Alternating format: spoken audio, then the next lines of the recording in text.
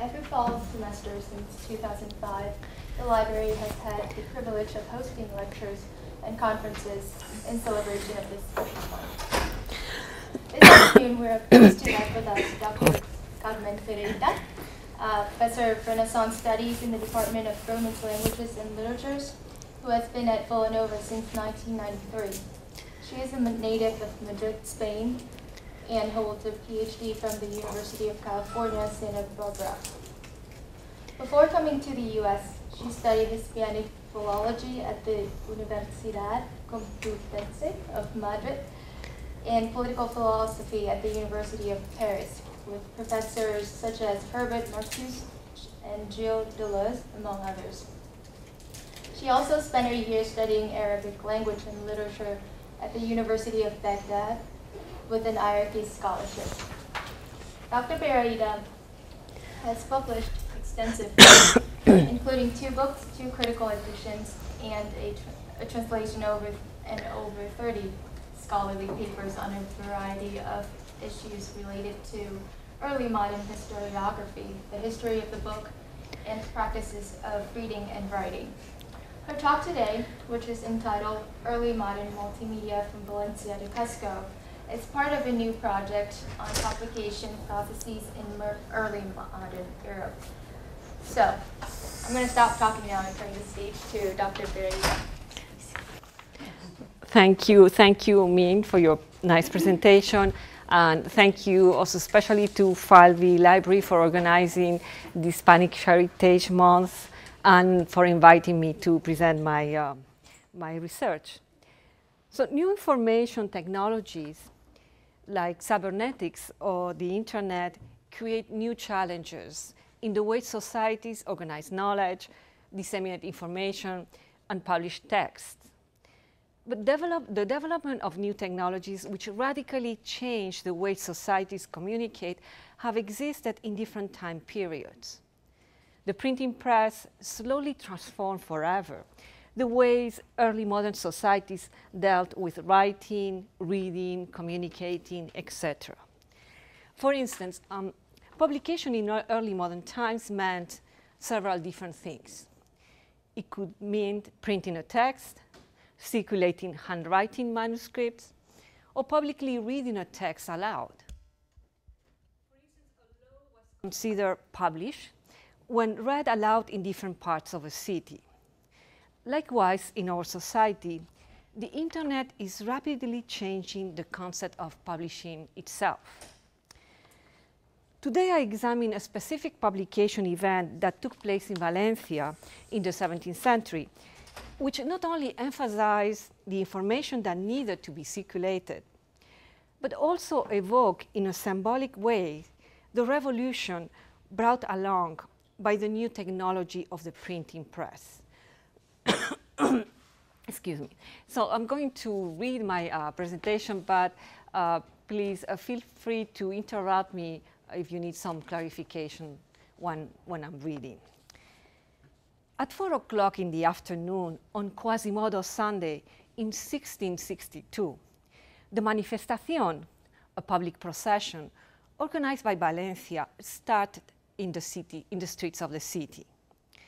The event marked the publication of a program of festivities that would celebrate the Immaculate Conception in the coming month.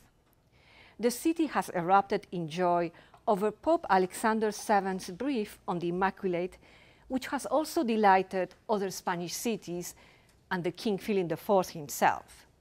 Something special was clearly in order.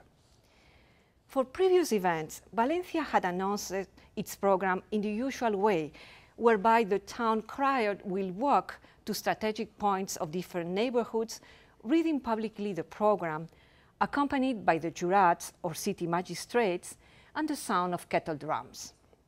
On this occasion, Valencia devised an unparalleled spectacle. Instead of resorting to the town crier, the city brought out to its streets a magnificent textual, visual, and musical performance.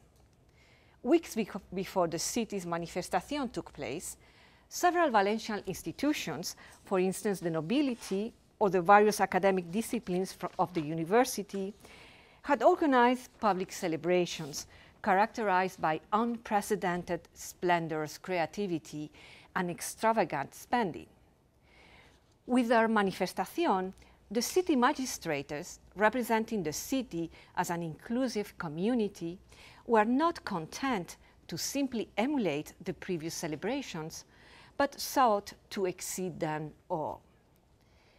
In order to announce the different activities of the celebration the city has planned, 3 triumphal wagons were brought out along the streets.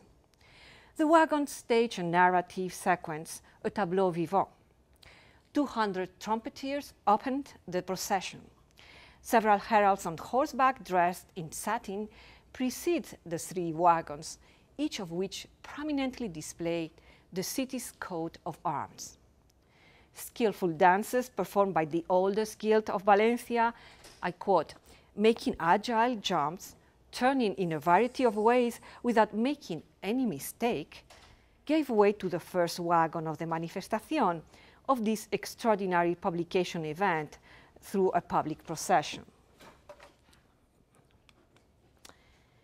My work today focuses on the singular process of publication staged by the Manifestación as recounted by the city chronicle Juan Bautista de Balda in Solemnes Fiestas que celebró Valencia a la Inmaculada Concepción de la Virgen María. The central role that the printing and engraving presses played in the event and the complex meanings it evoked has thus far not received any critical attention. The first wagon represented hell. It was painted with voracious flames, evil forces and monsters. At the top, an infernal dragon was shown vanquished by the Virgin so that Mary's triumph over original sin precede the sequence. 2 musicians are seen playing and a paloteado dance was performed in a wagon, the dancers supposedly scoffing at the infernal furies. So we see here the dragon, the coat of arms of Valencia, and of course here the monsters in hell, and the musicians and the dancers. And of course we see all this decoration, the elaborate decoration of the wagon. The following wagon was preceded by 8 young skilled men dancing in a variety of styles with castanets, swords, and shields. This second wagon carried a printing press. The third and last wagon of the singular Manifestación displayed an engraving press. Both the printing and the engraving presses were shown in full activity. In each of the last 2 wagons, eager pressmen were printing, or pretending to print, material related to the celebration of the Immaculate. According to Valda, the material printed in those presses was immediately disseminated from the wagons. We understand that it was distributed to the onlookers of the extraordinary publication procession.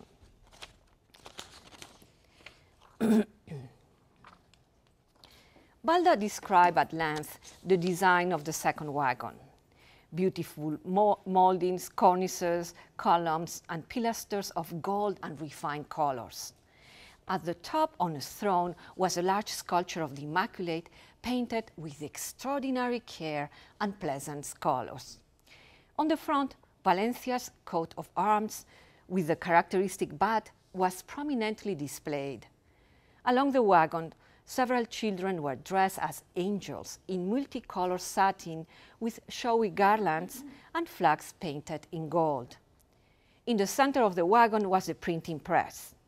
2 pressmen, a puller and a beater dressed as angels, could not stop printing and distributing a broadside with a series of poems written for the event, according to Valda, in our Valencian tongue with eloquent language and adorned with sharp concepts.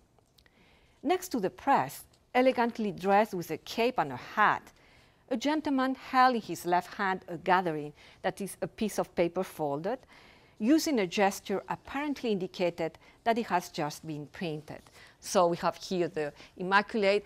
We have here a pelican, which was the emblem of Christ, So the children dress as angels with the flags, and we have here the printing press with the two men, one with the puller with the paper and the beater with the ink, and here we have the gentleman with this piece of paper. Sorry, my pointer doesn't work in this with this screen.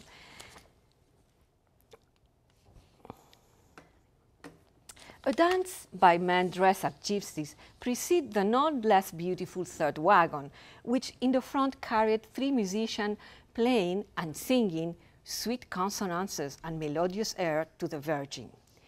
The exterior of the wagon was elaborately adorned with hieroglyphs and illustrations. A pressman, also dressed as an angel, was doing his best at the press to print an engraving of the Immaculate.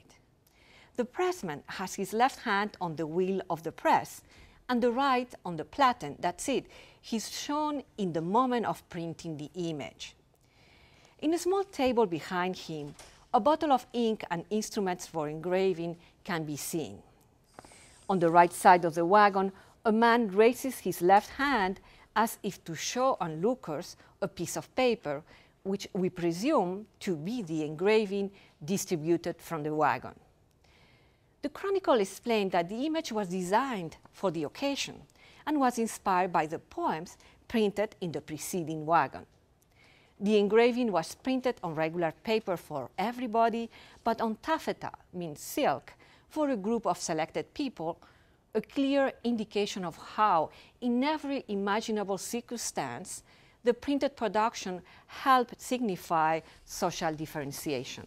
So we see here the musicians playing here and singing, and here we see the pressman with one hand in the wheel, and here the platen, which was the place in the press where actually the engraving was printed on the paper.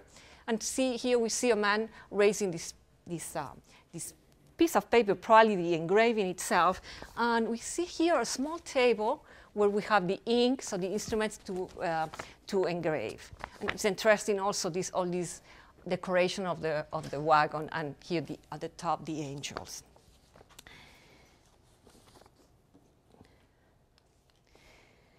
The engraving was reprinted the following year.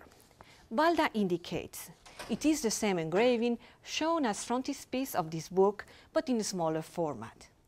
In other words, the illustration distributed from the wagon was used as frontispiece or engraved title page of the chronicle Solemnes Fiestas that the city has commissioned Balda to write. So the first thing the reader notices when opening Solemnes Fiestas is thus the same engraving, supposedly the original document that circulated. According to the chronicle, it literally flew through the streets during the extraordinary celebration. The migration into the chronicle of the engraving printed for everybody, the same graphic material circulating and flying over the streets during the Manifestazione, contributed, among other things, to corroborate the authenticity of Balda's written testimony, published a year after the celebration, when readers could still remember having seen the image. The illustration was adjusted to fit the quarto format of the printed volume of more than 700 pages. Balda identifies the person depicted. Alexander VII is delivering the document to the Archbishop of Plasencia, ambassador to the Spanish monarch Philip IV. Philip IV is portrayed with the crown at his feet, the golden fleece around his neck, beneath the royal coat of arms. Strangely enough, the chronicle does not mention the king's presence in the illustration, but does mention that the city magistrates, dressed in their majestic togas, were portrayed in a recognizable way. The image clearly expresses the city magistrates' loyalty to the Pope as well as to the monarch, but mainly stresses Valencia's pride in its early devotion to the Immaculate Conception. Balda emphasized that Valencia was one of the first Spanish cities to embrace the Immaculate Conception's doctrine, which was perceived a clear sign of loyalty to the king.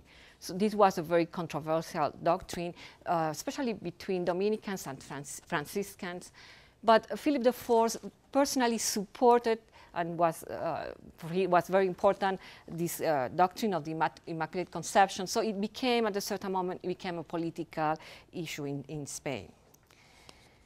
At the same time that the poems and the engraving were printed and thrown to the spectators, the program itself, listing various events, was published. Along the crossroads of the itinerary, at the very moment where the wagons were crossing, on each street corner, 2 town officials were posting printed announcements, excuse me, so that all the city will carry the information. The informative broadside included an image similar to the engraving printed in the wagon, that's the image, and explained the rationale for the celebration. It encouraged all citizens to actively participate. Valda described the broadside, which he noted was printed in the largest size of paper, that it was a large poster. I quote, "The motivations we led to such glorious demonstrations of joy were written down with elegant prose in our Valencian language, as it has always been the custom. It also spelled out the celebrations the city was planning for the 4 festive days in May." The announcement mapped the itinerary of the general procession and urged it to excel in the decoration of luminaria, altars, arches, floats, crosses, and tabernacles. In order to encourage the citizens' participation, the city offered 4 prizes for each category of decoration. As well, for everybody else, depending on the inventiveness and the quality of the ornamentation displayed, the city offered helping with the expenses. So it was a large poster with the same image that was thrown from the wagon, and with a rationale, a text explaining why this celebration, and also explaining all the prizes that were going to be distributed. It is likely that Jerónimo de Villagrasa, who a few years earlier was appointed Valencia's official typographer, participated in organizing the Manifestación. The most prolific printer in the Kingdom of Valencia, Villagrasa was in charge of printing the city's celebrative chronicles that since the mid-17th century were profusely illustrated with engravings, a relatively new technology for book illustration. Probably both the printing and the engraving presses parade through the city belong to his workshop. The astutely designed Manifestación displays a remarkable tribute to the typographic arts, the relatively new technology of the printing press. It emphasized particular characteristics of print culture. For instance, a poem referring to the printing press placed on the wagon where the poems were being printed, playing on the Valencian word roca, meaning both rock and wagon, underlines the everlasting dimension that typography confers on a printed text. I quote, "Since Valencia wants its history to be remembered in perpetual memory, it is being published with public demonstrations in the wagon rock, La Roca." Printing for everybody on presses displayed as the central feature of a publication event constitutes, without doubt, a spectacular strategy for publicizing the celebration to come. The extravagant living scenario, which printed in front of the onlookers the message to divulgate, exploited in significant ways the use of typography to intensify modes of communication in a still predominantly oral and visual culture. The performance publicized both the celebrative Manifestación as well as the specific messages it intended to circulate. It emphasized the print culture's ability to disseminate information, to easily multiply copies of a text. The orchestrated multiplication of printed letter and engraved image inundated from various directions the urban space, and intensified the circulation of the information which was being widely communicated right at the very moment it was published.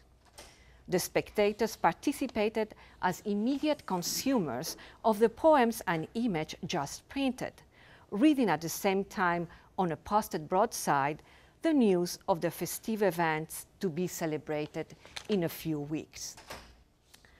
An array of circumstances of interest and intentions shaped the central displays of the press's parades through the street. Why displaying the presses, and why at this time? Among others, 2 months earlier, when the papal decree reached Valencia, a group of respected local theologians argued that the bull did not add anything new, but simply reignited a long-standing controversy on the first instant of Mary's conceptions. The Pope's document included, however, explicit instructions. The dogma has to be published without delay and disseminated as widely as possible, both orally and in writing. Valencia's Archbishop immediately translated the text into Spanish, printed and publicized it, posting it in the streets, reading it both in the pulpits and with great ceremony all over the city. The efficiency of the print production to mobilize information staged by the Manifestazione could have been a way to reiterate in a celebrative fashion the urgency felt 2 months earlier for publishing the bull of this controversial dogma. The joyful display of the two active presses suggests, moreover, a variety of meanings and interpretations. The attribute of typographic culture staged by the Manifestazione resonated in complex ways. The ability of the printed text and image to disseminate knowledge also evokes here a powerful symbolic dimension. Certainly, Valencia's ceremony of publication visualized, we could say, a cosmic impulse of the mobility and vigor of the printed word, of the printing press to propagate knowledge. The ubiquity of the typographic world, in sum, is here shown reaching Valencia from heaven. In other words, a celestial printing shop was staged in its materiality, busy printing directly in the heart, as several poems emphasize. I'm quoting. By this invention, the noble and loyal city of Valencia aspires to print in all the pious heart devotion to the Immaculate. Another poem. Virgin, your purity is published by the engraving which is engraved in our hearts. In different ways, the poems printed in the itinerant press re-elaborate metaphors dealing with typographic activity. In Adam's printing shop was accomplished a perfect printing job. I'm quoting. Everybody is astonished by the perfection of this engraving, the Immaculate, and the more so now that we see that it comes from a perfect and clean mold. It was printed in Adam's printing shop. The hustle and bustle that dominated a typographic office, such as the one Don Quixote de la Mancha visited in Barcelona, was staged in Valencia far away from the mundane, somewhat noisy and dirty place that was likely an early modern printing shop. In fact, beyond the carnival traditions that could in part have shaped certain aspects of the Manifestazione, the wagons refashioned God as supreme printer. Several poems allude to the creator's activity as perfect typographer, master of the new technology, presenting the gesture of paying attention to the materials and instruments of the trade, for instance, to the quality of the paper. I quote, in order to print these poems, God has chosen the paper, and inspecting it carefully from the first to the last page, he did not find any blotch. Indeed, the wagons dramatize in a divine way, in a sort of contrafactum, a printing task, God's choice of the new technology, transporting to a celestial sphere a terrestrial printing press in ceaseless activity. A poem printed in the wagon mentioned the circumstance. The angels have become printers in order to publish the Virgin's triumph over sin in the first instant of her conception. Preside at the top of the second wagon by the large sculpture of the Immaculate who vanquished the infernal dragon of sin, maybe in a fashion similar to the printer master surveying his shop, as we see there, the pressman angels worked in a sacred environment at the worldly task of inking the form and placing the paper over the tympan of the printing press. Now, here's interesting. We see this is an engraving press, and we see the wheel was really very hard to turn. So we see here a pressman using both hands and even one foot to turn it. So it's very different than what we saw in the wagon. The physicality of printing text and images underscore here a link between graphic materiality and immaculate spirituality. Since the beginning of the 17th century, poets, preachers, and playwrights were rewriting metaphors from the graphic activity which presented the Immaculate as written virgin, as exhaustless book printed by God in order to teach humankind. The Immaculate is linked with all kinds of material aspects and instruments of the typographic world, such as the printer's copy, the original manuscript which copy a text without mistake, the whiteness of perfect paper without stain, paper with no imperfections, or ink blot to stain the page. The smoke of the printing ink contrasts with the light God used to print the Immaculate, who is described also as a divine engraving in several poems of the Manifestazione. I'm quoting, "Every fine engraving is made from paper and smoke, but it is extraordinary that this divine engraving, which is the Immaculate, is made from paper and light." I would like to conclude by pointing out a literal and specific dimension of the ubiquity of the engraved image and the printed text celebrated by Valencia's Manifestazione. 2 decades later, in Cusco, in a series of paintings depicting the Corpus Christi procession, a local Inca painter was inspired by the engravings of the wagons in Valda's Chronicle. The paintings creatively reconceive Valencia's processional wagons. So here we have one of these Inca wagons. Here we have another one. Another one, detail. So here we have the one in the Valencian Chronicle, and how is it, the Immaculate here becomes St. James in Cusco, but St. Jerome writing at his desk is underlying there.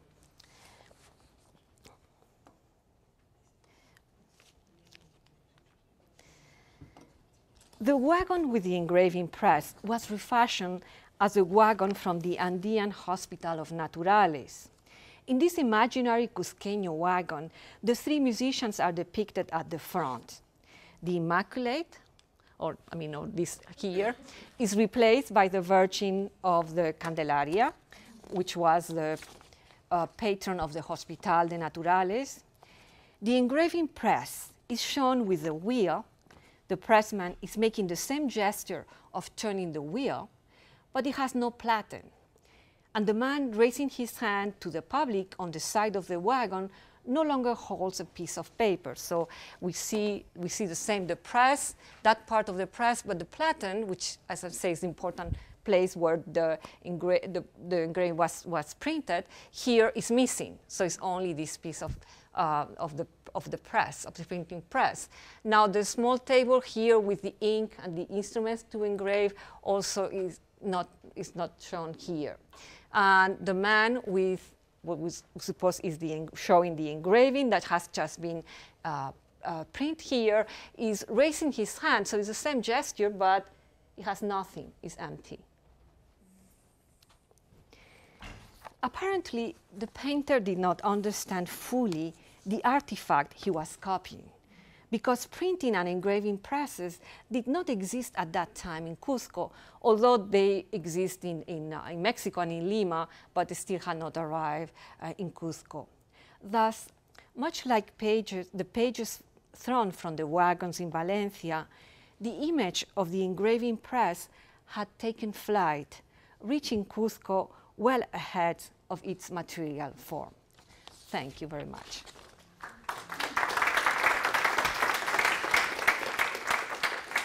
And here we have some other images of this extraordinary procession in Cusco, the paintings of the procession.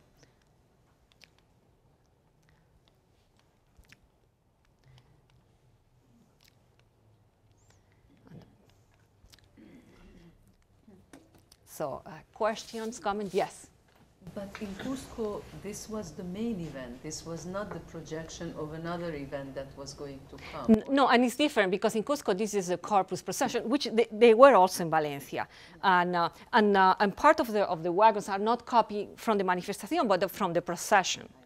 Because they were, the wagons, I mean, with different decorations, were coming in different events. Yes.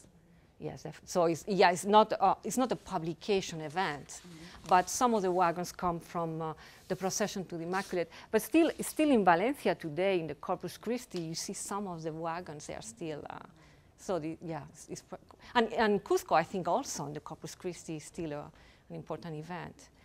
So yes. You're saying that the publication that was in Valencia traveled, was brought to. Yes, actually. By the church or by? Actually, yes. The book, as I said, the chronicle was printed 1 year after, and it's 700 pages, so it's a fairly large chronicle with a lot of engravings, which were very expensive. So it has over, I guess, probably more than 40 wagons engraving.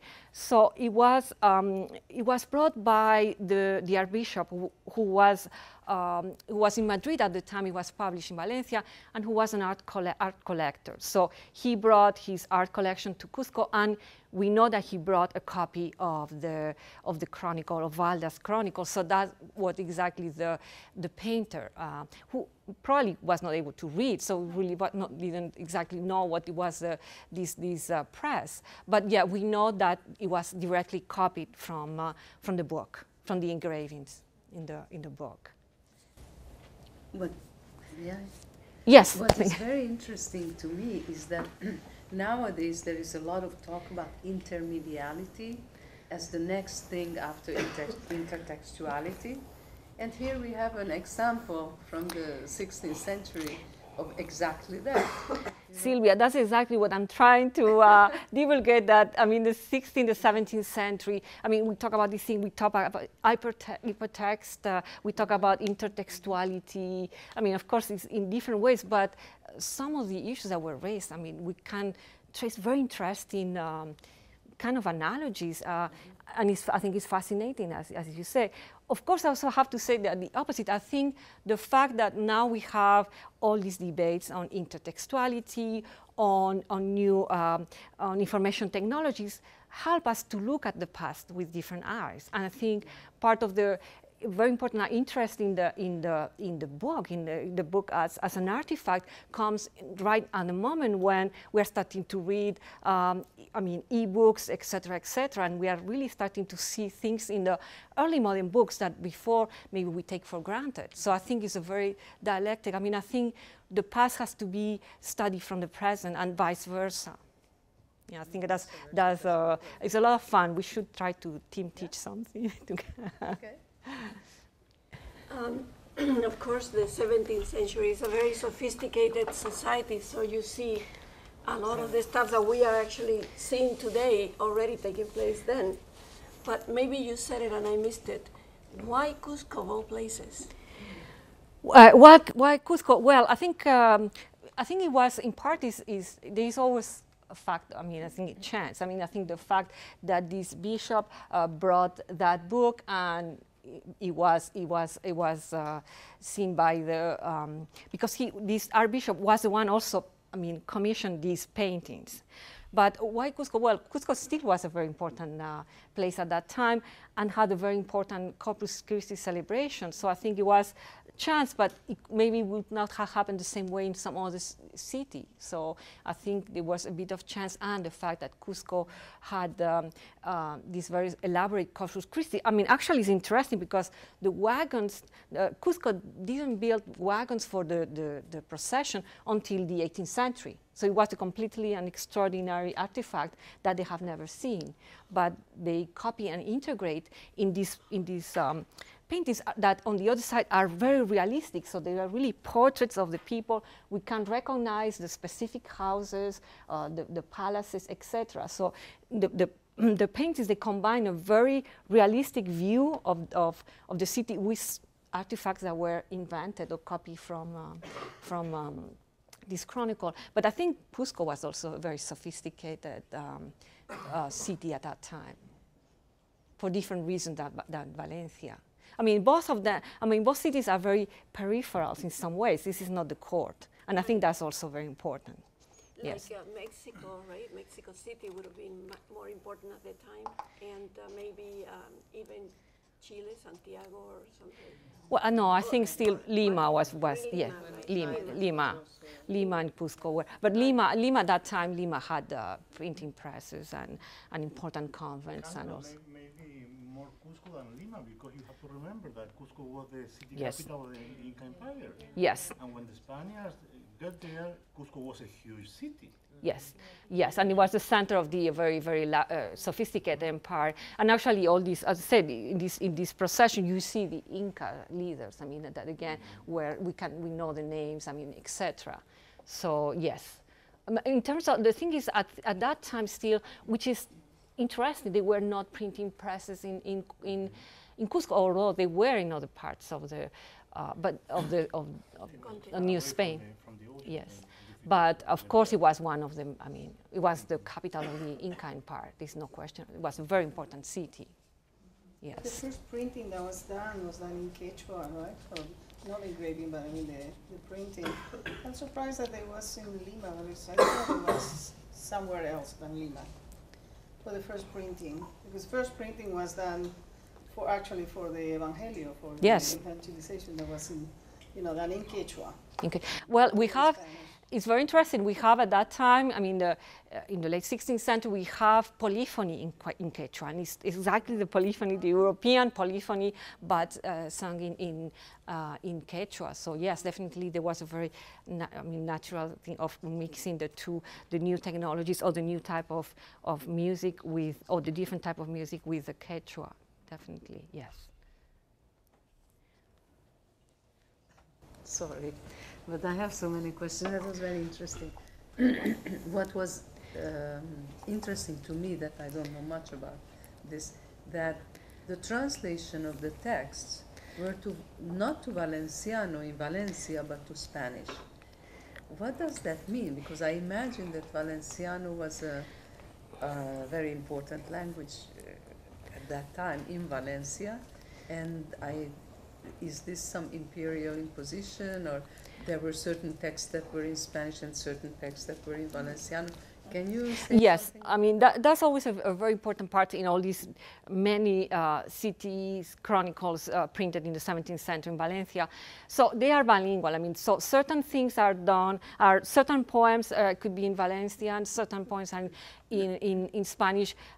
They wanted also to use the Spanish because there was a way to communicate with, I mean, with the court, etc. So it's very, so the main, I mean, the narrative is always in Spanish, but you can, when you transcribe poems, some poems could be in Valencian. So and then sometimes it says like here, you say, well, you know, all the announcements about the awards or the rationale, that was written in Valencia. It's not transcribed actually in the chronicle, but other poems, yes, they are transcribed. So, but it's a very interesting issue to see how they change from one language and the other. You don't feel, I mean, there's always an interesting trying to keep a balance between the influence of the court and the king, and saying, the king is important, but at the same time, it's not even mentioned. I mean, and the periphery. So it's very interesting how they try to have a balance between the two languages. It's a political statement. It's a political step, but not, I mean, especially being in Spain right now, it cannot be really considered as they are political statements right now. So you feel, I mean, especially, of course, they were different type of festivities or chronicles. There are other chronicles that were financed by the viceroy or by the court, and then it's completely Spanish. But this really was actually the city itself. And so the use of Spanish is more a decision, I would say. But yes, I mean, I think it's a very interesting work to do there, how the Valencian is used in this chronicle, and these always parts of the ceremonies that were done in Valencian. But preaching, for instance, sometimes was done in Valencian, sometimes in Spanish, etc. So it's interesting. Yes? Okay, so to me it was really interesting that the two photos that you showed, one of Valencia and one from Cusco, are very identical. And I was wondering, was it, okay, so like the painter, was he just copying the image that well, or was it, like, is there any chronicle evidence? Is there like any chronicle from Cusco saying that the actual procession was also identical to the one? No, I mean, there's not a text saying that the painter actually copied it. No, I'm saying like, I'm sorry, so I'm saying like, is there a chronicle from Cusco where we can see that that not only the paintings were very similar, but also the procession, the actual procession? No, because the actual, I mean, these paintings are very interesting. I'm saying that they are not the actual processions. Oops, sorry. I'm sorry, I'm going the wrong. They are not, I mean, the paintings is not the actual procession. They mixed the actual procession with things like wagons that did not exist at that time in Valencia, or in Cusco. So, but on the other side, we recognize the people, the houses, the spectators. So, the people that have studied, they have been exhaustively studied those. There are like 18 paintings. So they can even have been able to identify who were, I mean, at the end of the 17th century, some of the people there in the images. But I think it's a completely different idea of what is a visual a document. That for us is like we try to. It has to be either realistic or not realistic. But the mixture between the two things is not part in our way of looking at visual material. Now in the 17th century, it's a different concept of what they are representing. They are representing, a mixture. A potential, we could say, procession. But at the same time, I'm saying it's very interesting that it's very precise in portraits of people or places. Yes. There is also, I think we have to sort of remember about the school of painting from Cusco. Oh, which yes. is very important. And it's not, I wouldn't say copying it. It's an integration of a new culture. Yes. Because they obviously there were artists that we had there, and when the Spanish came, this was added, and you can see that in all the angels painted, for instance. No, absolutely, and I think you're totally right. I think we shouldn't use the word copy, but re-elaborating. I mean, and we see that absolutely. And Cusco had an extraordinary school of painting. I mean, actually, these paintings, they are from several. It's not only by one local artist. We know that.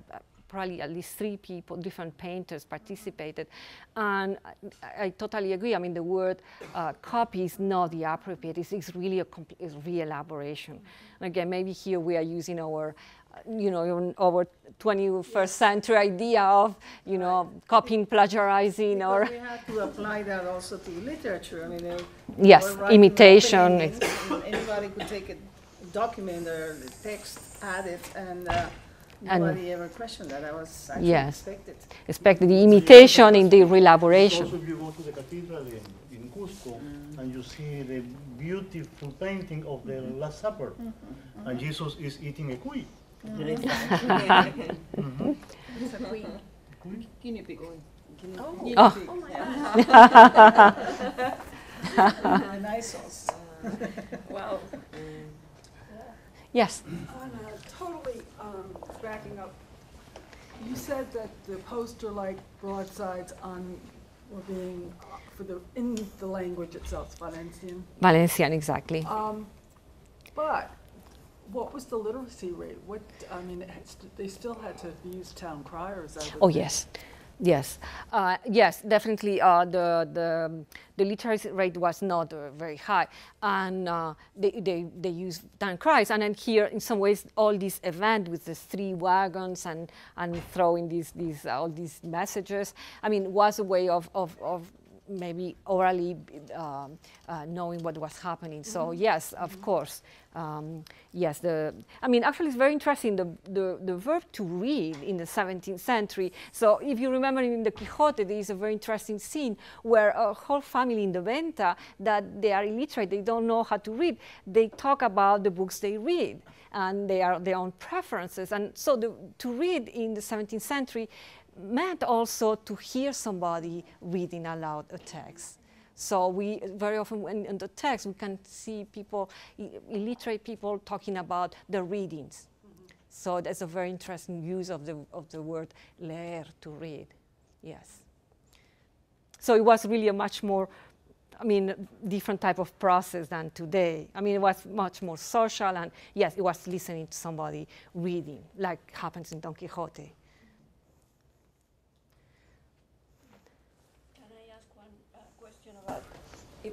I'm sort of thinking about what Sylvia asked you about the Valencian. Seems to me like that question is very contemporary question. I've never heard that question, because when we are talking about sending something overseas, we would send something in the official language, right? But there was no official language at that time. 1662? The concept of official language is a very, I guess the official language is probably I don't know, maybe a 20th century. No, I mean, when Nebrija starts the first dictionary and the grammar and all of that, doesn't that establish it? But I mean, there is I would say maybe a prevalent language, or a more a language with, more, humanistic word. But otherwise, everybody would be talking in South America. But I mean, I think different languages. No, I mean, because it was a language to evangelize. But I mean, maybe the official language was Latin then. But it was. I mean, I don't think there was the concept of official today is so specific, and I don't think. I thought that when Nebrija started the first grammar, that sort of in a way instituted. Well, Nebrija said this is the language of the empire, but that's what Nebrija says, and of course, Castilian was now being all over the place, was becoming an important language of communication, but. Didn't mean that in Valencia all the deliberations over the official documents were in Valencian and people were speaking Valencian, and so that was not. I mean, and there was. So if the Valencia wanted to trade with people in some other parts of the peninsula, then probably he would have to use Spanish, but it was not a concept that this is the official language. I mean, Spain was not one kingdom. Was really a series of several kingdoms, and there was not anything. The only thing that maintained everything together was the Inquisition. Was the only thing. I mean, the laws for publishing were completely different in Aragon than in Castile. So it was really. When you talk about Philip IV, he is what? He's a king of, and then you have the big list. The king of Castile, of Aragon, of Sicily. And if you read any official document at that time, then it's never say king of Spain. It says, king of. I mean, officially he's a king of, and then Duke of Milan, etc. So it's a very fragmented. I mean, and I think in some ways, it is. Well, in a different way, but I mean, it's war. I mean, it's a bit, especially right now. I mean, it's a very bad situation for Spain. But it was. I mean, that came with the French kings. The Bourbons were the one in the 18th century who tried to centralize. But with the Habsburgs, there was not even laws that applied to all no taxes or anything. So it was really part of the challenge to rule the empire. It was in every part. It was different, and this happened with piracy for books. I mean, that Cervantes published the Don Quixote with the privilege in Castile. Immediately, there were pirate editions in Valencia, in Lisbon, and in Barcelona. because that law did not apply to the different kingdoms. So it was very fragmented. Now, then in the 18th century, things changed with Philip V that came from France. But in the 17th century, it's quite a fragmented kingdom. And besides, they have the tradition of accepting other languages much more easily than maybe today. Because, I mean, when you talk about Toledo, and they had all these centers of translation, people from all kinds of cultures and languages, there was no problem then. Well, yeah, the communications were different too. Yes, I think, yeah. So maybe they were not so much urgently needed. I mean, like today, and everybody needs to speak English. And, but yes, I mean, but still it's a very interesting, because for instance, in France, yes, and, I mean, in the 17th century, there was a centralization, and one language became the language of the country. But that never happened in Spain. That never happened in the peninsula. So that was, even if it was a very large series of kingdoms, I would say, yes. Just a simple question. You said this was how large a document? 700 pages? Yes, the chronicle is 700 pages. Unusual for the time, for that size? It's unusual because of the cost. And now, Valencia, by the way, which is a bit like Valencia today, was completely bankrupted, but then spent money that it didn't have in doing this celebration and in printing a press. But it's all the time, I mean, the chronicles are saying, well, there's basically no money. But yeah, it's unusual because normally for these special events, you will have maybe a pamphlet of, like 20 pages, not all these big. But it was also a very important document for creating some kind of urban identity, which was a very important part of the 17th century Valencia. Yes. True, that was. Now, also something very interesting talking about this. I mean, the way I was able to study this very large print, I mean, this very large chronicle is through the internet, is because now there is a collection of, in Valencia, of a library, a digital library, where I can access. And if not, I mean, I think like 10 years ago would have been so expensive to get a microfilm, and so expensive, I mean, so difficult to work, or going to Valencia, spending time there. So now I can download that and print it, and so it's also incredible how the internet is helping us to work to access material in archives and the studies or absolutely, exactly. So which is fantastic, yeah. So more. Hi. Okay, thank you very much.